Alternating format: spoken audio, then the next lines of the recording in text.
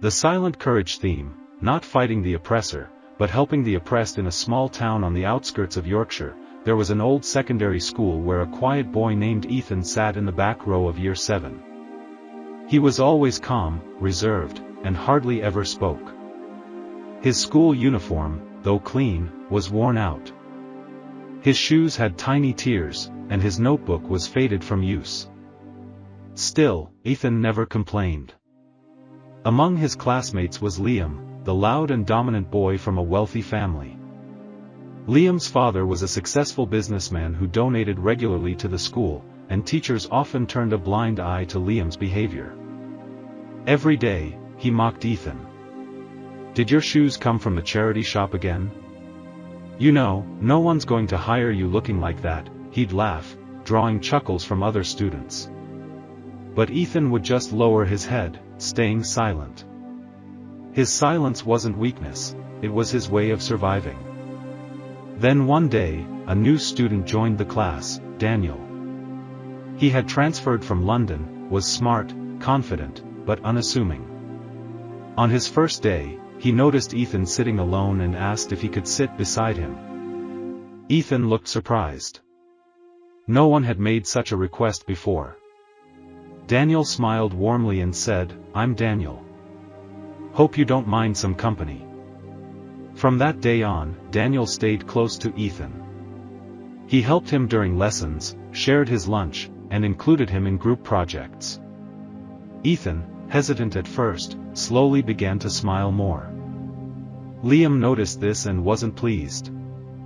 "You're hanging out with him now?" he said to Daniel one day. Daniel replied calmly, "I hang out with people who matter.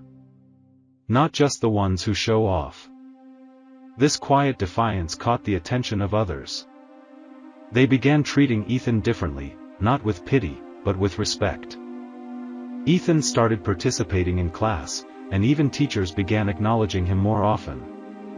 But Liam didn't stop. One day, he ripped Ethan's notebook in front of the class. Daniel didn't yell. Instead, he picked up the pieces, looked Liam in the eye, and said, "It's all right. We'll start fresh. Broken pages don't stop real learning."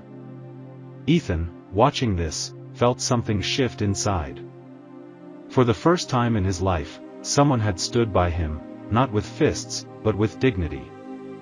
Later that month, the English teacher gave an assignment: write about what true courage means to you.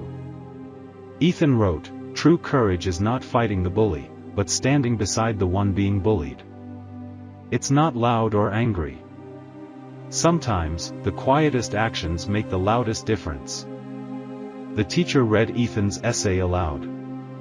The class fell silent. Even Liam looked away, shame flickering in his eyes. From that day, the mockery stopped. Years passed. Ethan graduated with honors and became a teacher. Daniel became a human rights lawyer. They remained friends, quietly changing the world, one act of compassion at a time.